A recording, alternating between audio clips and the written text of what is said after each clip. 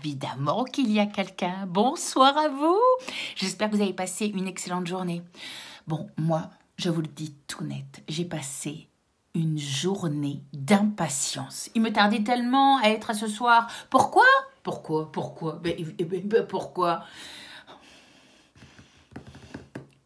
Parce que Johan Vilpastour va lire des lettres d'Arthur Rimbaud. Ah bon, c'est vrai qu'il est plutôt pas mal, qu'il est plutôt beau. Arthur Rimbaud par Johan Vilpastour. Mais avant, j'ai la chance de vous lire une lettre de Colette. Alors Colette, elle a une vie sentimentale assez tumultueuse avec ses maris, mais également avec la marquise de Morny, dite Missy. Alors, elle faisait office de... Elle avait plusieurs rôles auprès d'elle, notamment sa maîtresse, mais son soutien financier, mais aussi sa mère, pas substitution.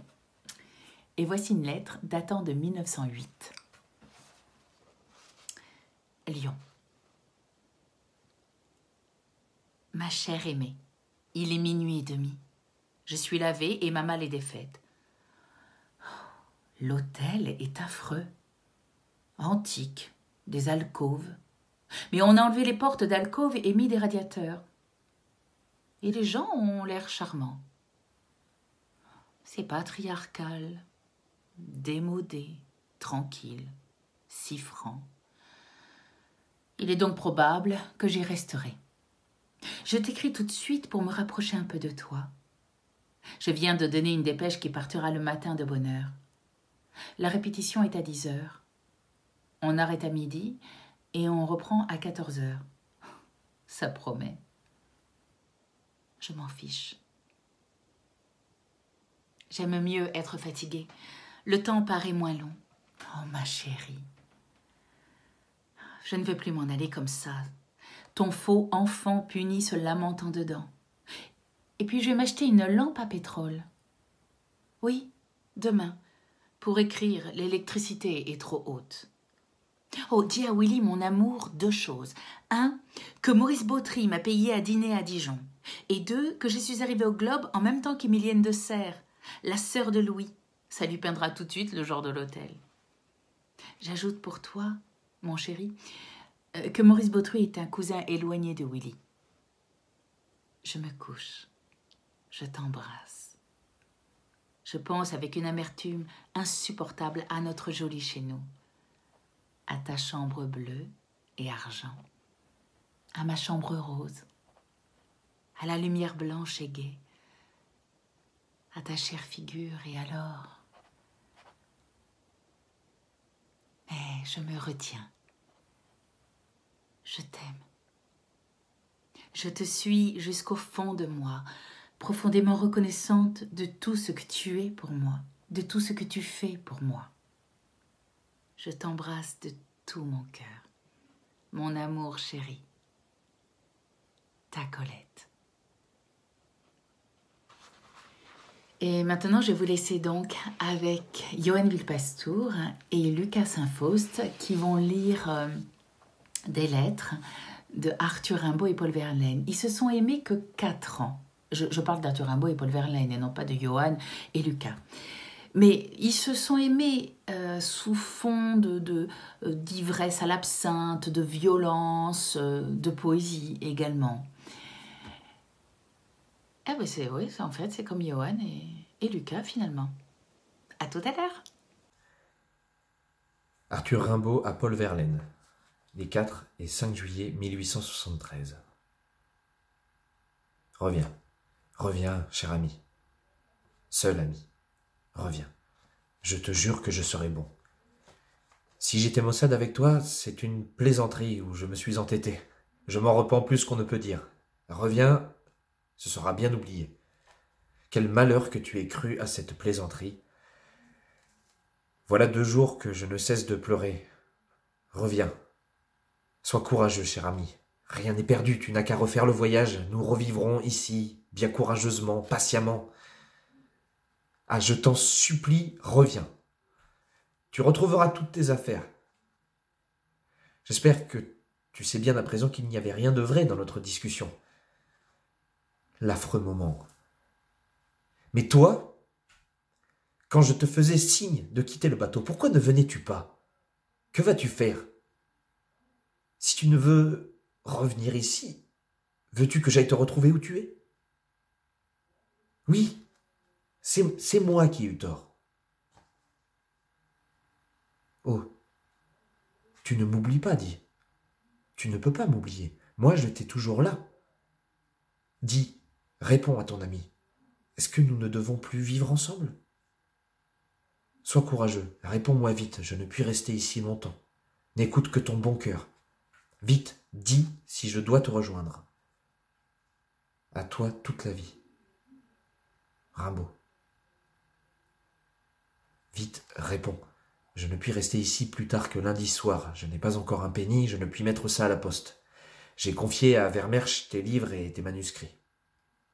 Si je ne dois te revoir, je m'engagerai dans la marine ou dans l'armée. Oh, reviens, toutes les heures je repleure. Dis-moi de te retrouver, j'irai. Dis-le-moi, télégraphie-moi. Il faut que je parte lundi soir. Où vas-tu? Que veux-tu faire? En mer, mon ami. Je ne sais pas si tu seras encore à Londres quand ceci t'arrivera. Je tiens important à te dire que tu dois au fond comprendre, enfin, qu'il me fallait absolument partir, que cette vie violente et toutes ces scènes sans motif que ta fantaisie ne pouvait m'aller foutre plus.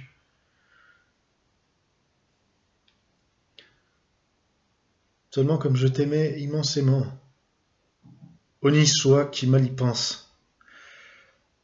Je tiens aussi à te confirmer que si d'ici à 3 jours, je ne suis pas avec ma femme, dans des conditions parfaites, je me brûle la gueule. 3 jours d'hôtel à Revolvita, ça coûte. De là, ma pingrerie de tantôt, tu devrais me pardonner. Si, comme c'est trop probable, je dois faire cette dernière connerie, je la ferai du moins en brave con. Ma dernière pensée, mon ami, sera pour toi. Pour toi qui m'appelais du pied tantôt et que je n'ai pas voulu rejoindre, parce qu'il fallait que je claquasse enfin. Veux-tu que je t'embrasse en vivant? Ton pauvre Paul Verlaine. Nous ne nous reverrons plus en tout cas. Si ma femme vient, tu auras mon adresse et j'espère que tu m'écriras. En attendant, d'ici à 3 jours, pas plus, pas moins. Bruxelles, poste restante à mon nom. Cher ami, j'ai ta lettre datée en mer. Tu as tort cette fois, très tort. D'abord, rien de positif dans ta lettre.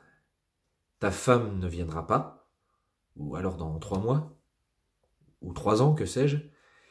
Quant à claquer, je te connais, tu vas donc, en attendant ta mort et ta femme, te démener, errer, ennuyer des gens. Quoi? Toi, tu n'as pas encore reconnu que les colères étaient aussi fausses d'un côté que de l'autre? Mais c'est toi qui aurais les derniers torts, puisque même après que je t'ai rappelé, tu as persisté dans tes faux sentiments. Crois-tu que ta vie sera plus agréable avec d'autres que moi? Réfléchis-y. Ah, certes non. Avec moi seul, tu peux être libre. Et puisque je te jure d'être très gentil à l'avenir, que je déplore toute ma part de tort, que j'ai enfin l'esprit net, que je t'aime bien, si tu ne veux pas revenir ou que je te rejoigne, tu fais un crime, et tu t'en repentiras de longues années par la perte de toute liberté, et puis des ennuis plus atroces peut-être que tous ceux que tu as éprouvés. Après ça, ressonge à ce que tu étais avant de me connaître. Quant à moi, je ne rentre pas chez ma mère, je vais à Paris. Je tâcherai d'être parti lundi soir. Tu m'auras forcé à vendre tous tes habits, je ne puis faire autrement. Ils ne sont pas encore vendus, ce n'est que lundi matin qu'on me les emporterait. Si tu veux m'adresser des lettres à Paris, envoie à L. Forain, 289 rue Saint-Jacques pour A. Rimbaud. Il saura mon adresse. Certes, si ta femme revient, je ne te compromettrai pas en t'écrivant. Je n'écrirai jamais. Le seul vrai mot, c'est reviens. Je veux être avec toi. Je t'aime. Si tu écoutes cela, tu montreras du courage et un esprit sincère. Autrement, je te plains. Mais je t'aime, je t'embrasse, et nous nous reverrons. Rimbaud, 8 Grade College, etc. Jusqu'à lundi soir ou mardi à midi. Si tu m'appelles.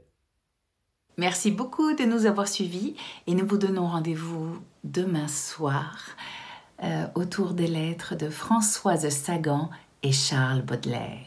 Bonne nuit!